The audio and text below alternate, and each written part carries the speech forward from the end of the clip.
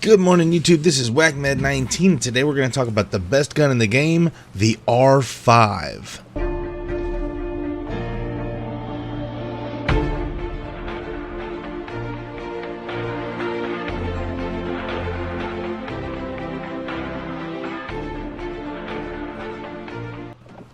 Yes, absolutely. In my opinion, the best gun in the game is the R5, and you're going to get to see it here on some deathless gameplay, is according to what I have written down in my CPU as far as this game goes.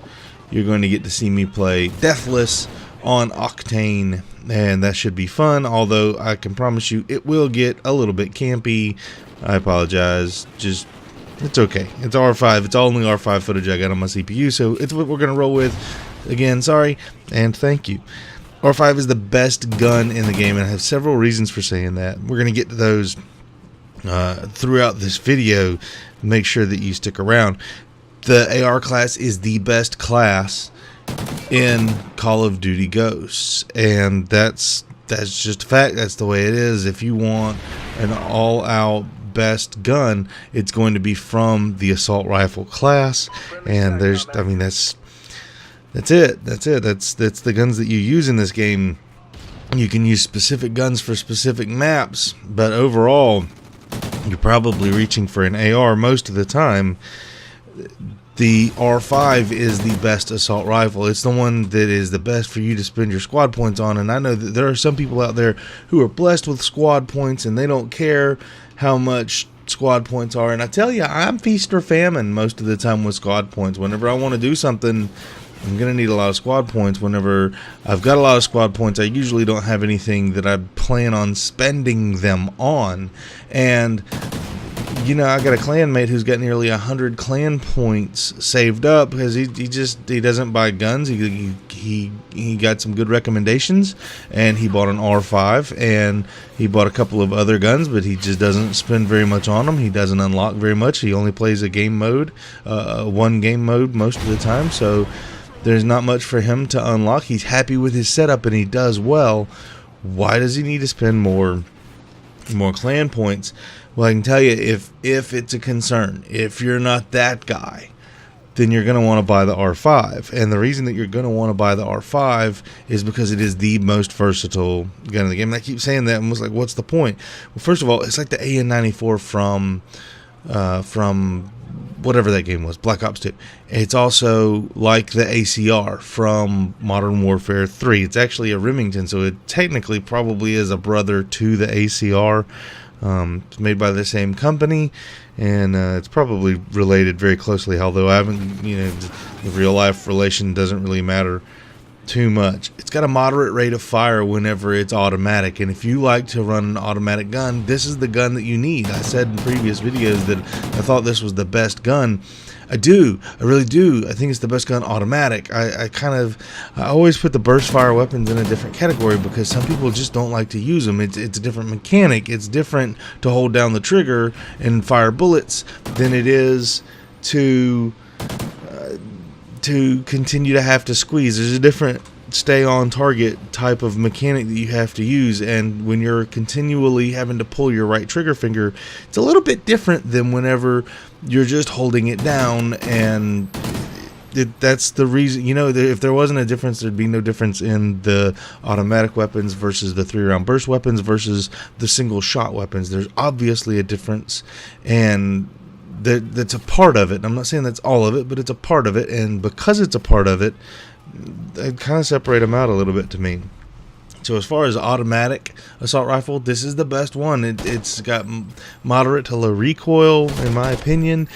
I mean, this isn't a drifter stat readout, but fully auto, this seems to be the strongest fully auto in the game, the best fully auto gun in the game. It's the one that I enjoy using the most, and it's strong. It's strong over distance. And because it's strong over distance, that's a really good thing. The R5 in 3-round burst is an absolute killing machine. It is much better than the MSBS. It is much better than the MSBS. The R5 in burst mode is much better than the MSBS, and the reason is because it doesn't drop damage over distance like the MSBS. No, it doesn't fire as fast whenever you pull a trigger, but it also packs more of a punch over distance, enough of a punch over distance at medium to moderate ranges that it makes a huge difference for a lot of games. And the challenge there is that it uses up a slot to have to go 3-round burst, as opposed to the MSBS already being a burst fire weapon. The R5 in single fire, which I haven't done. I've picked up the gun one time in single fire. It's as good as any other gun in single fire. Don't you guys know that all the assault rifles, when put into single fire mode, are about a 2-shot kill from anywhere on the, from most places on the map, and less than 4-shot kill from anywhere on the map. All guns, all assault rifles can be turned into marksman rifles that go to the single fire. All of them that can make the single fire, which I think is all of them, but I don't want to espouse that without absolutely knowing. All of them go to a single fire and become marksman rifles. The R5 is just as good. The reason that it's different is that you can take one gun, one expenditure of squad points, and do all of these things with it. The R5 is that versatile. It is the most versatile gun in the game, in my opinion, for being able to do all of these different things. Single fire, burst fire, and fully automatic. It is the one that you want to spend your squad points on. There's no reason that you shouldn't spend your squad points here. The MSBS does not have the damage over distance, and so it doesn't hold up. And we'll get there in a minute. The way that I run my R5, and I'm not sure exactly how I run it in this game. The way I run my R5 is with the muzzle brake, the VMR sight, that's the variable reticle. And I see I'm trying to shoot myself. This is my first chopper gunner in this game. The driving of this thing is a little bit weird. It tilts with you. Anyway, so the muzzle brake, the VMR, and the 3-round burst, which of course I have to spend my squad points on my perks to get the ability to do the 3-round burst, and so I give up my grenades. But I found in giving up grenades, it makes me concentrate more on my gun on gun, and that has wound up being a good thing. I tried the grip. It didn't help as much as the muzzle brake.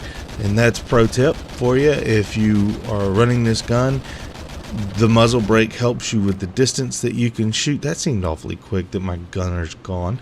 The muzzle brake helps you over distance with your shots, and it also does a better job than grip on this gun to keep you on target. So try that with a muzzle brake. I mean, give it a go. Don't listen to exactly what everybody says, but I think that if you'll try the R5 in 3-round burst mode, you'll find that it is a better gun than the MSBS. You give up a little bit of fire time, fire speed, for the ability to carry damage over distance, which in my opinion is a much greater asset to have my damage over distance than to be able to spam the trigger.